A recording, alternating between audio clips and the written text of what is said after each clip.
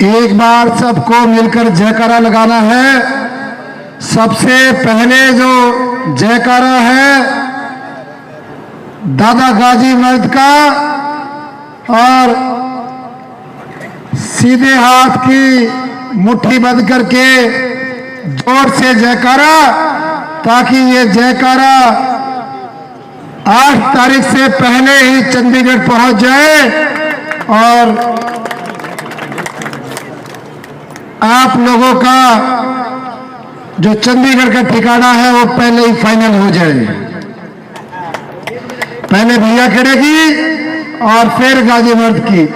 जय दादा भैया खड़ेगी, जय दादा भैया खड़ेगी, जय दादा गाजी मर्द की, जय दादा गाजी मर्द की। अगला जयकारा लगाना है जय बाबा अमरनाथ का। जय बाबा अमरनाथ की, जय बाबा अमरनाथ की। अगला जयकारा बाबा माड़ेनाथ की। जय बाबा माड़ेनाथ की, बाबा माड़ेनाथ की। अगला जयकारा मांगेनाथ की जय, बाबा मांगेनाथ की, बाबा मांगेनाथ की। और उससे अगला जयकारा बाबा जिंदे का। जय बाबा जिंदे की, जय बाबा जिंदे की। और एक जयकारा बाबा समाज वाले की, बाबा समाज वाले की, बाबा समाज वाले की, बाबा समाज वाले की। सबका दिल से अभिनंदन, दिल की गहराई से आभार, धन्यवाद। आज हमारे इस कार्यक्रम में 12 स्वाभिमान रैली में मेरे दोनों बारों से आए मेरे पिता समान पितातुल बुजुर्गों पुरखास मारा और खुंडी मारा, और वहां से आई मेरी मातृ शक्ति, नौजवान साथी, हमारे बच्चे, सबका दिल से धन्यवाद। आप यहां पर आए और अपने बेटे अपने भाई को ताकत दी, आशीर्वाद दिया, हिम्मत दी, हौसला दिया। सबको सिर झुकाकर नमन नमस्कार। आज कोई लंबा चौड़ा भाषण आपके बीच में नहीं, कुछ चीजें हैं जो आपके बीच में रखनी। सबसे पहले आप सबसे एक अपील करना चाहता हूं। जिस दिन 12 तारीख को गन्नौर में आपने इतिहास रचा था, अपने भाई अपने बेटे के आंसुओं को पोंछा था, और मुझे 36 बिरादरी ने वहां खड़ा कर दिया था, जिंदा कर दिया था और कह दिया था अब हमारा बेटा हमारा भाई चुनाव लड़ेगा गन्नौर हल्के की 36 बिरादरी की जनता की टिकट पर। और वो इतिहास ऐसा रचा गया, क्या दिल्ली की गलियारें और हरियाणा की गलियारों में आज तक चर्चा होती है तो गन्नौर अनाज मंडी की होती है और किसी की नहीं होती। और आज ये हमारे दोनों बारे उसने भी इतिहास रच दिया है इस मैदान में कि भाई आज अपने बेटे अपने भाई को तुमने जो आशीर्वाद दिया है, सभी हमारे बुजुर्गों ने आज ये ताकत का एहसास करा दिया है।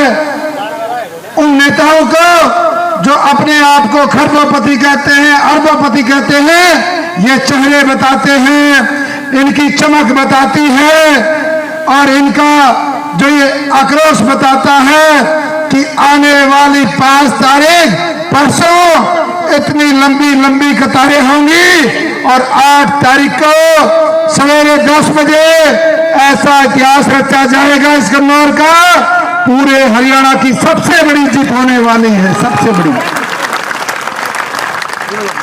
और ये राष्ट्रीय पार्टियां उससे सबक ले लेंगी कि जब एक गरीब किसान का मजदूर का बेटे के साथ अन्याय होता है तो कैसे 36 बिरादरी इसके साथ खड़ी हो जाती है, ये उनको सबक देने के लिए हो जाएगा।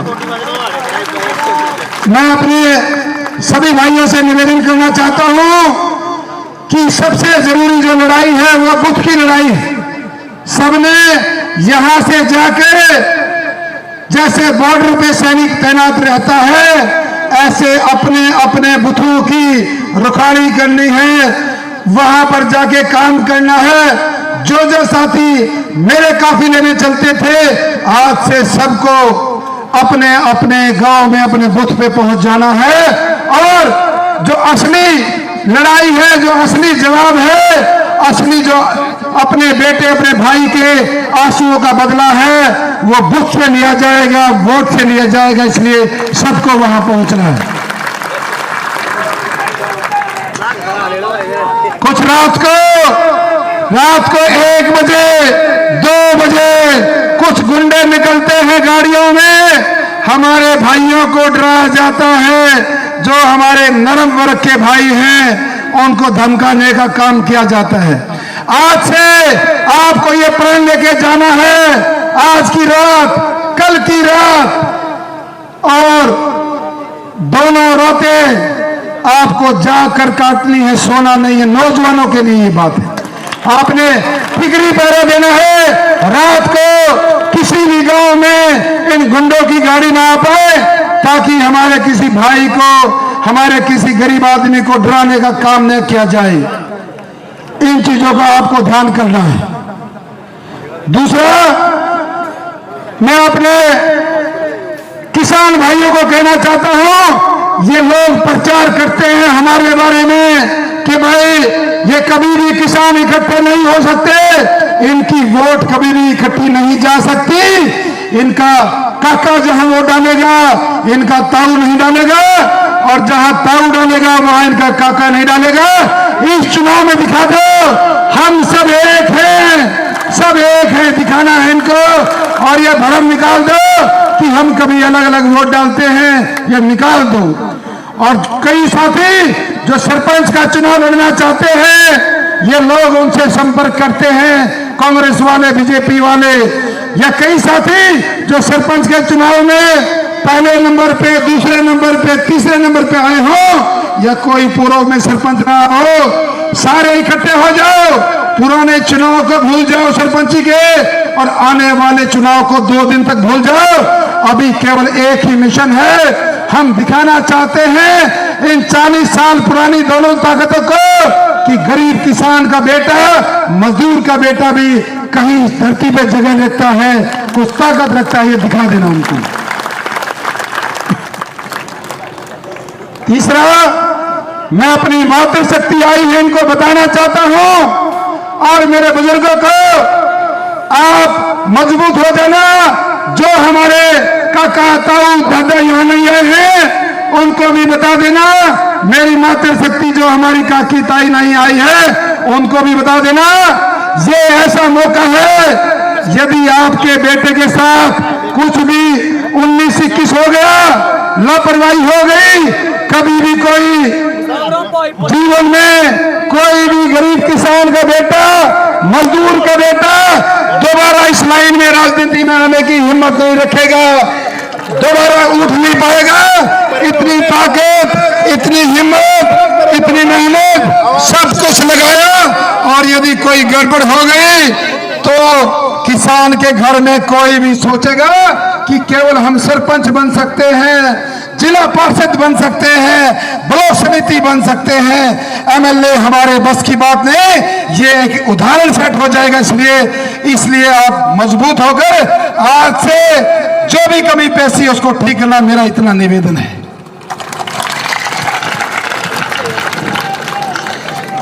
तीसरा मैं बताना चाहता हूं, एक अपनी मातृशक्ति को मैं कहना चाहता हूं, आपको भी इस बात का फैसला लेना है, क्या गरीब किसान का बेटा और आपकी कोख से जन्म लेने वाला बेटा एमएलए बन सकता है, कि या फिर मंत्री के घर में जन्म लेना पड़ेगा, उस कोख से ही जन्म लेना जरूरी है? क्या आपकी कोख से भी एमएलए या मंत्री बन सकता है, ये फैसला आपको भी लेना है। दिखाना है आपको कि एक ऐसा बेटा जिस पे लिखा हो मेड इन किसान का बेटा, मेड इन गरीब का बेटा, मेड इन एक दुकान वाले का बेटा, मेड इन एक ढाबे वाले का बेटा, ये आपको दिखाना है कि आम परिवार का भी बेटा एमएलए बन सकता है, मंत्री बन सकता है। और जिस तरीके की हरियाणा में चर्चा है, जो पत्रकार साथी बताते हैं, दूसरे हल्के वाले बताते हैं, मेरा अपना अनुभव ये कहता है आप लोगों का जो चंडीगढ़ में ठिकाना है वो छोटा ठिकाना नहीं, बड़ा ठिकाना मिलेगा, आपको बड़ा ठिकाना मिलेगा, ये मेरा विश्वास कहता है। और उस ठिकाने को जो भी आप लोगों का 36 बिरादरी का इस कल्लोर हल्के का जो ठिकाना होगा, वो आप ये बात गौर से सुन लेना, उसको जैसे 36 बिरादरी की धर्मशाला होती है, ऐसे 24 घंटे आपके लिए खुला रहेगा, उसके कभी दरवाजे नहीं होंगे, वहां पर कभी भी पुलिस नहीं मिलेगी।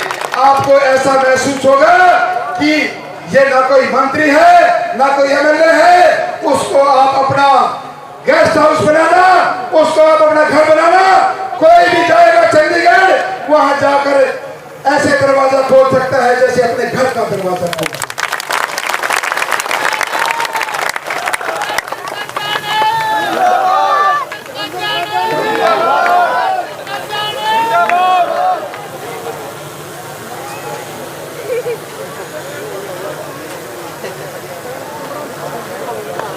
समय की दिक्कत है, मैं तो उतना कहना चाहता हूं। बहुत सारे साथी कई गांव से इस बात में भी बार बार बोलना पड़ता है कि भाई देवेंद्र का खास वो आदमी है, वो आदमी है, इन चीजों से बाहर निकल जाना। मैंने सबको कहा है, मेरा सीधा नंबर, सभी मेरे भाई हैं, 5 तारीख से पहले जिसने भी मेरी मदद की है हमेशा उनके लिए भी सम्मान है, जो नहीं करते उनके लिए भी है। लेकिन कभी ये मत समझना कोई किसी तरीके की कोई भेदभाव होगा। 5 का समय पूरा हो गया है और मैं आपसे यही उम्मीद करता हूं, इतिहास रचना है और ये दिखाना है, अपने भाई बेटे के आंसुओं का बदला लेना है, और ताकि ये